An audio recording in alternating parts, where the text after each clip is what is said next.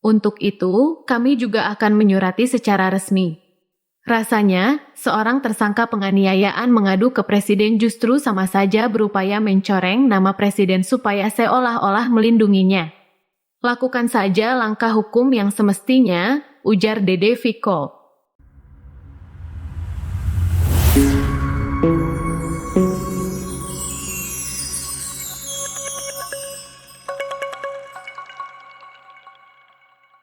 Memenuhi panggilan, tim kuasa hukum Citra Silalahi yang menjadi korban dugaan pengeroyokan dan penganiayaan datangi Polresta Jambi. Sesampainya di Polresta Jambi pada Selasa, 13 Juni 2023 siang, tim kuasa hukum mendapat informasi bahwa tersangka diduga berupaya menghambat berlangsungnya kasus ini. Tersangka melayangkan tuduhan laporan palsu melalui surat yang ditujukan kepada kantor staf presiden. Adapun informasi yang kami dapatkan ialah, di mana tersangka melaporkan terkait laporan yang disampaikan oleh klien kami kepada Kepolisian Resor Kota Jambi adalah laporan palsu. Dan hal ini dia sampaikan ke kantor staf presiden, dalam kurung KSP, yang mana tujuan surat itu langsung ditujukan kepada Bapak Presiden Joko Widodo. Untuk menanggapi hal ini, saya rasa hal yang sangat simpel ya sebenarnya di mana bila mana memang merasa ada laporan-laporan palsu atau penetapan tersangkanya terkesan mengada-ada atau merasa dia adalah korban dari laporan yang kami laporkan ini. Silahkan lakukan pra-peradilan atau tidak-tidaknya laporkan ke wilayah hukum Polda Jambi atau kemana ia mau.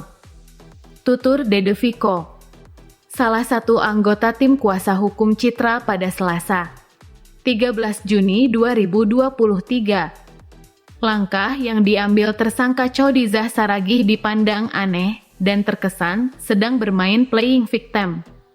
Dengan berlarutnya proses hukum selama 3 tahun ini, tim kuasa hukum justru melihat tersangka diuntungkan. Anehnya, malah merasa jadi korban dan kembali mencoba mengulur waktu dengan melakukan langkah yang tidak semestinya. Kami akan sambut, kami juga ada agenda ke Jakarta.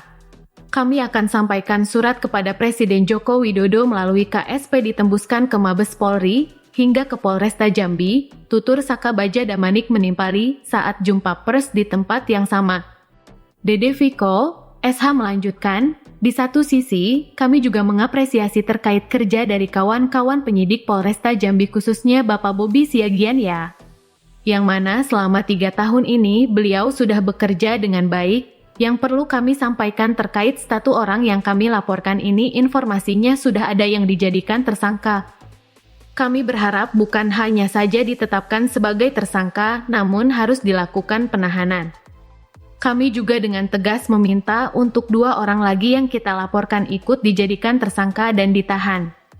Tuturnya, terkait dengan barang bukti mobil sebagaimana petunjuk jaksa, kami minta agar segera dilakukan sita.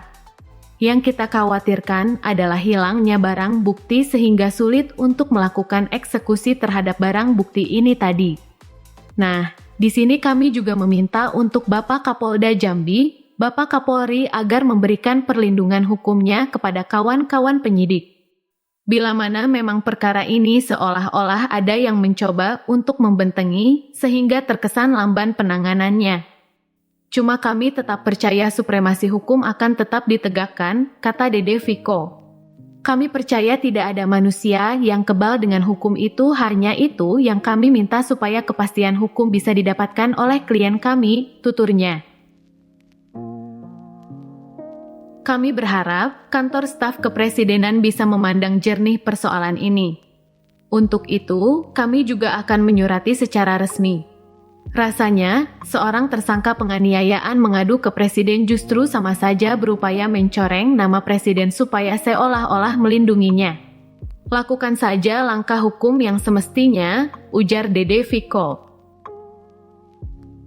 Untuk diketahui, Citra Silalahi sudah 3 tahun berjuang memperoleh keadilan. Ia diduga menjadi korban penganiayaan dan pengeroyokan. Wajahnya, leher, hingga lutut tampak lebam-lebam sepulang dijemput oleh tersangka saat itu.